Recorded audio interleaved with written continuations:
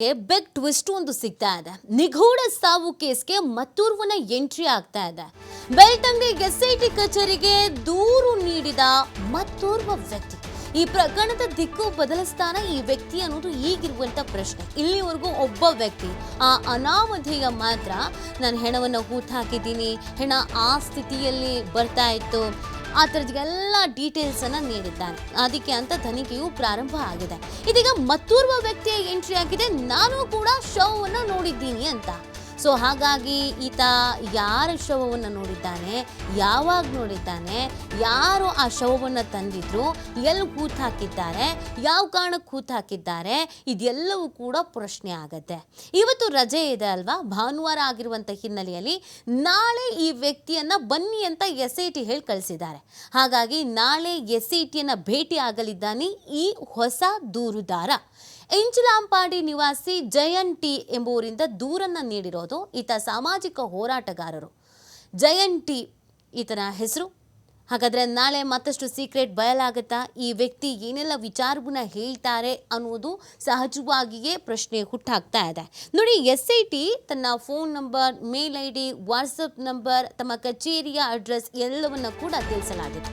ಯಾರಿಗೇನೇ ಪ್ರಶ್ನೆಗಳಿದ್ರು, ಯಾರಿಗೇನೇ ಸಮಸ್ಯೆ ಇದ್ರು ಅದನ್ನು ಕಂಪ್ಲೇಂಟ್ ಕೊಡಿ ಅಂತ ಹೇಳಿದರು. ಅದಾದ ನಂತರ ಆ ಅನಾಮಧೇಯ ವ್ಯಕ್ತಿ ಬಿಟ್ಟು ಮತ್ತೊಬ್ಬ ವ್ಯಕ್ತಿ ಮುನ್ನೆಲೆಗೆ ಬಂದಿರೋದು. ಕೇಸ್ ಬಗ್ಗೆ 15 ವರ್ಷಗಳ ಹಿಂದೆ ದೂರು ನೀಡೋದಕ್ಕೆ ಅಂತ ಜಯನ್ ಟಿ ಸಜ್ಜಾಗಿದ್ರಂತೆ. ಹೆಣ್ಣು ಮಗಳ ಅನುಮಾನಾಸ್ಪದ ಸಾವಿನ ಬಗ್ಗೆ ದೂರು ನೀಡಬೇಕು ಅಂತ ಸಜ್ಜಾಗಿದ್ರಂತೆ. ಸಾವಿಗೀಡಾದ 15 ವರ್ಷದ ಬಾಲಿಕೆಯನ್ನು ಹೂತು ಹಾಕಲಾಗಿದೆ ಅಂತ ಅವ್ರು ಹೇಳ್ತಾ ಇದ್ದಾರೆ. ಕಾನೂನು ಪ್ರಕ್ರಿಯೆ ನಡೆಸ್ತೇನೆ ಆ ಬಾಲಕಿ ಶವವನ್ನು ಹೂತು ಹಾಕಲಾಗಿದೆ ಅನ್ನೋದು ಅವ್ರು ಹೇಳ್ತಾ ಇರೋದು. ಕಾನೂನು ಪ್ರಕ್ರಿಯೆ ಲೀಗಲ್ ಆಗಿ ಒಂದು ಶವವನ್ನು ಹೂತು ಹಾಕಬೇಕಾದ್ರೆ ಅದಕ್ಕೆ ಪ್ರಕ್ರಿಯೆಗಳಿರುತ್ತೆ ಅಲ್ಲ, ಅದ್ಯಾವುದನ್ನು ಮಾಡಿಲ್ಲ ಅನ್ನೋದನ್ನು ಅವ್ರು ಹೇಳ್ತಾ ಇದ್ದಾರೆ. ಹೂತು ಹಾಕಿದ ಜಾಗ ಇವ್ರಿಗೆ ಗೊತ್ತಿದೆಯಂತೆ, ನಾನು ಅದಕ್ಕೆ ಪ್ರತ್ಯಕ್ಷದರ್ಶಿ ಅನ್ನೋದನ್ನು ಕೂಡ ಹೇಳ್ತಾ ಇದ್ದಾರೆ.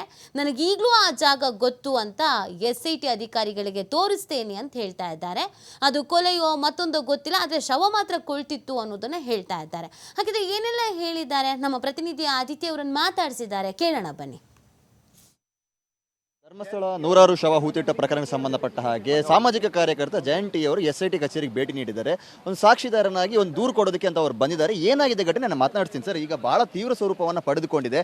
ಇವತ್ತು ಯಾಕೆ ಬಂದ್ರಿ ನೀವು? ಇದು ದೊಡ್ಡ ತೀವ್ರ ಸ್ವರೂಪ ಅಂತ ನಾನು ಹೆಂಗೂ ಹೇಳಲ್ಲ, ಹೇಳಲಿಕ್ಕೆ ಬರೋದು ಇಲ್ಲ. ನನ್ನ ಮಲದಾಳದ ನೋವಿನ ವಿಷಯವನ್ನು ನಾನು ಪ್ರಸ್ತಾಪನೆ ಮಾಡಿದ್ದೀನಿ. ಒಂದು ಒಳ್ಳೆಯ ತಂಡ ಬಂದೇ ನನಗೆ ಮನವರಿಕೆ ಆಗಿದೆ. ನಾನೊಬ್ಬ ಹೋರಾಟಗಾರನ, ನನಗೆ ಗೊತ್ತು ಒಳ್ಳೆಯ ಒಂದು ತಂಡ ಅಂತ ಇದೆ. ಅದಕ್ಕೋಸ್ಕರ ನಾನು ಸರಿ ಆ ಒಂದು ವಿಷಯ ಪ್ರಸ್ತಾಪನೆ ಮಾಡೋಣ. ಏನಾದರೂ ಆ ಒಂದು ಹೆಣ್ಣು ಮಗಳು ಅಸ್ಥಿ ಪಂಜ ಯಾವ ವಿಷಯ ಸರ್, ಏನಾಯಿತು ಘಟನೆ ಅಂತ ಹೇಳಿ? ಅದೇ ಒಂದು ಹೆಣ್ಣು ಮಗಳ ಮೃತದೇಹ ನೋಡಿದ್ದೀನಿ. ಆ ಮೃತದೇಹ ಏನೋ ಮಾಡಿದ್ದಾರೆ, ಅದನ್ನು ಆದರೆ ಅಲ್ಲಿ ಇದ್ದರೆ ಅದನ್ನು ವಾಸದಾರಿಗೆ ಯಾ ತಂದೆ ತಾಯಿಗೆ ಹಸ್ತಾನ ಮಾಡಲಿ. ಎಷ್ಟು ವರ್ಷದಿಂದ ಆಗಿದೆ ಈ ಘಟನೆ? 15 ವರ್ಷ ಆಗಿದೆ ಸರ್. ಏನಾಗಿತ್ತು, ಯಾವ ಥರ ಇತ್ತು, ಯಾವ ಸ್ಥಿತಿಯಲ್ಲಿ ಇತ್ತು? ಅರ್ಧ ಕೊಳೆತ ಸ್ಥಿತಿಯಲ್ಲಿ ಇತ್ತು ಸರ್. ಎಲ್ಲಿ ಸಿಕ್ತು ನಿಮಗೆ, ನೀವೆಲ್ಲಿ ನೋಡಿದ್ರಿ? ಅದೆಲ್ಲ ನೋಡಿದ್ವಿ, ಅದೆಲ್ಲ ತನಿಖೆಯಲ್ಲಿ ಗೊತ್ತಾಗಬೇಕು ಸರ್. ಅಂದ್ರೆ ಧರ್ಮಸ್ಥಳ ಗ್ರಾಮದ ವ್ಯಾಪ್ತಿಯಲ್ಲಿ? ಧರ್ಮಸ್ಥಳ ಗ್ರಾಮ ವ್ಯಾಪ್ತಿ ಸರ್. ಅಂದ್ರೆ ಅರ್ಧ ಕೊಳೆತ ಸ್ಥಿತಿಯಲ್ಲಿ ಇತ್ತು? ಹೌದು ಸರ್. ಈಗ ನಿಮ್ಮ ಆರೋಪ ಏನು ಸರ್? ಅದಕ್ಕೆ ಏನು ಪ್ರಕ್ರಿಯೆಗಳನ್ನ ಮಾಡಿಲ್ಲ ಅನ್ನುವಂಥದ್ದು ಏನು? ಹೌದು, ಕಾನೂನು ಚೌಕಟ್ಟಲ್ಲಿ ಕೆಲಸ ಮಾಡಬೇಕಿತ್ತು, ಕಾನೂನು ಚೌಕಟ್ಟಲ್ಲಿ ಕೆಲಸ ಮಾಡಿಲ್ಲ. ಅದನ್ನು ಇನ್ನಾದರೂ ಮುಂದಕ್ಕೆ ಮಾಡಬೇಕು. ಅಂದ್ರೆ ಏನು ಕೆಲಸ ಮಾಡಿಲ್ಲ? ಪೊಲೀಸರ ಗಮನಕ್ಕೆ ತರಲಿಲ್ವಾ? ಕೇಸ್ ಆಗಲಿಲ್ವಾ? ಅಥವಾ ದಫನ ಮಾಡೋದು ಸರಿ ಆಗಲಿಲ್ವಾ? ಪೊಲೀಸರ ಸಮ್ಮುಖದಲ್ಲಾಗಲಿಲ್ವಾ? ಏನಾಗಲಿಲ್ಲ ಅಂತ? ಅದೇ ಏನು ಇಲಾಖೆಯವರು ಮಾಡಬೇಕು ಅವ್ರು ಮಾಡಿಲ್ಲ. ಅದು ಮಾಡಿದರೆ ಇವತ್ತು ಆ ತಂದೆ ತಾಯಿಗೆ ಆ ಮಗುವಿನ ಆ ಒಂದು ಮೃತ ಅವಸ್ಥೆ ಸಿಗ್ತಾ ಇತ್ತು, ಸಿಗಲಿಲ್ಲ. ಇವತ್ತು ಕೊರಗುತ್ತಾ ಇರ್ಬೋದು ಆ ತಂದೆ ತಾಯಿ, ನನ್ನ ಮಗಳು ಓದಲಲ್ಲ, ಎಲ್ಲಿ ಅಂತ ಗೊತ್ತಿಲ್ಲ ಅಂತ ಅಲ್ವಾ? ಅದನ್ನು ಅವತ್ತೇ ಮಾಡಬೇಕಿತ್ತು. ಆ ಕೆಲಸವನ್ನು ಆದರೆ ಇವತ್ತಿಗೆ ಏನಾದರೂ ಬಂದು ಅದಕ್ಕೆ ವಾಸದಾದ್ರೆ ಯಾರು ಇದ್ದರೆ ಮುಂದೆ ಬಂದರೆ ಕೊಡ್ಬೋದಲ್ಲ ಸರ್. ಆ ಕೆಲಸನ ಮಾಡ್ತಾ ಇದ್ದೀನಿ ಸರ್. ಅಂದರೆ ಆ ಟೈಮಲ್ಲಿ ಕೇಸ್ ದಾಖಲಿಸಿಕೊಳ್ಳಿಲ್ವಾ ಪೊಲೀಸರು? ಅದು ನೋಡಬೇಕು ಏನು ಮಾಡಿದ್ದಾರೆ ಅಂತ ತನಿಖೆಯಲ್ಲಿ ಮಾಡಬೇಕು. ನಿಮ್ಮ ಗಮನಕ್ಕಿಲ್ವಾ, ನಿಮ್ಗೆ ನೆನಪಿಲ್ವಾ? ಇಲ್ಲ. ಎಷ್ಟು ವರ್ಷಗಳ ಹಿಂದೆ ಅಂತ ಹೇಳ್ತಿದ್ದೀವಿ? 15 ವರ್ಷ ಅಂತೆ. 15 ವರ್ಷ. ಯಾವುದೇ ರೀತಿಯ ಕಾನೂನು ಪ್ರಕ್ರಿಯೆಗಳನ್ನು ಮಾಡಿಲ್ಲ? ಇಲ್ಲ. ಅಂದರೆ ಕೊಳೆತ ಸ್ಥಿತಿ ಅಂದರೆ ಸಿಗುವಾಗಲೇ ಕೊಳೆತ ಸ್ಥಿತಿಯಲ್ಲಿ ಇತ್ತು, ಅದಕ್ಕಿಂತ ಮುಂಚೆ ನಾನು ನೋಡುವಾಗ ನೀವು ನೋಡುವಾಗ ಎಸ್. ಸೊ SIT ಅವರು ಏನು ಹೇಳಿದ್ರು ಸರ್? SIT 100% ತನಿಖೆ ಮಾಡ್ತಾರೆ. ಸೋಮವಾರ ಬನ್ನಿ ಅಂತ ಹೇಳಿದರೆ ಪ್ರಕರಣ ದಾಖಲು ಮಾಡ್ತಾರೆ, ಅದು ತನಿಖೆ ಮಾಡ್ತಾರೆ ಸರ್. ಪ್ರಕರಣ ದಾಖಲು ಮಾಡ್ತಾರೆ ಅಂತ ಹೇಳಿ 100% ಮಾಡ್ತಾರೆ ಸರ್. ಎಲ್ಲರೂ ಕೇಳಿದಿರೋಂಥ ಪ್ರಶ್ನೆ, ಈಗ ಯಾಕೆ ನೀವು ಬಂದರೆ 15 ವರ್ಷ ಎಲ್ಲಿ ಹೋಗಿದ್ದೀರಿ ಸರ್? ನಾನು ಹೇಳಿದಿನಲ್ಲ ಸರ್, ನನ್ನ ಕುಟುಂಬದ ಹೆಣ್ಣುಮಗಳು ಪದ್ಮಲತಾ ಹೋರಾಟ ಮಾಡಿ ನ್ಯಾಯ ಸಿಗಲಿಲ್ಲ. ಸಂತೋಷ್ ಅಂತ ಚಾರ್ಮಾಡಿಯಲ್ಲಿ ಒಬ್ಬ ಬಸಡಿ ತಲೆ ಹಾಕಿಬಿಟ್ರೆ ಅದಕ್ಕೂ ಸಿಗಲಿಲ್ಲ. ಮತ್ತು ನನಗೆ ಅಂಥ ಸಂದರ್ಭದಲ್ಲಿ 15 ವರ್ಷ ಹಿಂದೆ ಅಷ್ಟೊಂದು ನಾಲೆಜು ಇರಲಿಲ್ಲ. ಇವಾಗ ದೇವರಿಂದ ಒಂದಿಷ್ಟು ನಾಲೆಜ್ ಕೊಟ್ಟೆ, ಅದರ ಪ್ರಕಾರ ನಾನು ಮುಂದೆ ಬಂದಿದ್ದೀನಿ ಸರ್. ಸರಿ, ದಫನ ಮಾಡಿದ್ದು ಯಾರು ಅಂತ ಅದಕ್ಕೇನಾದರೂ ಮಾಹಿತಿ ಇದೆ ಸರ್? ಅದೆಲ್ಲ ನಾನು ತನಿಖೆಯಲ್ಲಿ ಹೇಳ್ತೀನಿ ಸರ್. ತನಿಖೆ 100% ಮಾಡಿದ ಯಾರು ಅಂತನೂ ಮಾಹಿತಿ? ಅದೆಲ್ಲವನ್ನು ಕಾನೂನಾತ್ಮಕವಾಗಿ ಮಾಡಬೇಕಾದವರು ಮಾಡಿದ್ರೆ ಅಥವಾ ಬೇರೆ ಯಾರಾದರೂ ಮಾಡಿದ್ರೆ? ಅದು ಬೇರೆ ಯಾರೋ ಮಾಡಿದ್ರು. ಅಂದ್ರೆ ಮನೆಯವರಿಗೆ ಏನು ಮಾಹಿತಿಯನ್ನು ನೀಡದೆ ಹಾಗೆ ಮಾಡಿ. ಹೌದೌದು. ಈಗ UDR ಪ್ರಕರಣದಲ್ಲಿ ಒಂದು ಪ್ರಕಟಣೆಯನ್ನೆಲ್ಲ ಕೊಡಬೇಕು ಅಂತ ಇರುತ್ತೆ, ಅದು ಯಾವುದನ್ನು ಮಾಡದೆ ಹಾಗೆ ಮಾಡಿ. ಎಸ್, ಅದು ಯಾವುದು ಮಾಡಿಲ್ಲ. ಅದನ್ನೆಲ್ಲ ನಾನು ಮಾಹಿತಿ ತೆಗೆಯುವಾಗ ಇಂಥದ್ದು ನನ್ನ ನೆನಪಿಗೆ ಅಂತ ಸರಿ ಓಕೆ ಅದನ್ನು ಕೊಡೋಣ, ತನಿಖೆ ಆದ್ರೆ ಬಾಗ್ಲಿ ಅಂತ ನಾನು ಕೊಟ್ಟಿದ್ದೀನಿ ಸರ್. ಅಂದ್ರೆ ಆ ಗ್ರಾಮದಲ್ಲಿ ಈ ತರ ಸಾಕಷ್ಟು ಅಪರಿಚಿತ ಶವಗಳು ಬೇರೆ ಬೇರೆ ಜನ ಬರ್ತಾರೆ, ಹಾಗಾಗಿ ಸಿಗ್ತಾ ಇರುತ್ತೆ, ಪ್ರಕಟಣೆಯನ್ನ ಮಾಡಿರ್ತೀವಿ, ಅವ್ರು ಬಂದಿರೋದಿಲ್ಲ, ಆಗ ನಾವೇ ದಫನ ಮಾಡಿರ್ತೀವಿ, ನಮ್ಮದ್ರೆಲ್ಲ ದಾಖಲೆಗಳು ಇದೆ ಅನ್ನುವಂಥ ಒಂದು ವಾದ ಇನ್ನೊಂದು ಕಡೆಯಿಂದ ಬರ್ತಾ ಇದೆ. ಇದ್ರ ಬಗ್ಗೆ ಏನು ಹೇಳ್ತೀರಾ? ಯಾವ ಗ್ರಾಮದ ಅದ್ರ ವಿಷಯದಲ್ಲಿ ನಾನು ಮುಂದಿನ ಕೊಡ್ತೀನಿ. ನಾನು ಇವಾಗ ಇದೊಂದಾಗಲಿ, ನಾನು ಬಂದಿರೋ SIT ಅದಕ್ಕೆ ರಚನೆ ಆಗಿರೋದು. ನಾನು ಬಂದಿರೋ ವಿಷಯಕ್ಕೆ ನನಗೆ ನ್ಯಾಯ ಸಿಗಲಿ, ನನಗೆ ಉಳಿದ ವಿಷಯವನ್ನು ಮಾತಾಡ್ಬೋದು. SIT ಅದಕ್ಕೋಸ್ಕರ ರಚನೆ ಆಗಿರೋದು ಮತ್ತು ನಿಮ್ಮ ದೂರು ಕೂಡ ಅದರ ಭಾಗವಾಗಿದೆ. ಸೊ ಏನು ಹೇಳ್ತೀರಾ ಅಂತ? ಅಲ್ಲ, SIT ಮೇಲೆ ನನಗೆ ಒಳ್ಳೆ ಒಂದು ನಂಬಿಕೆ ಇದೆ ಸರ್.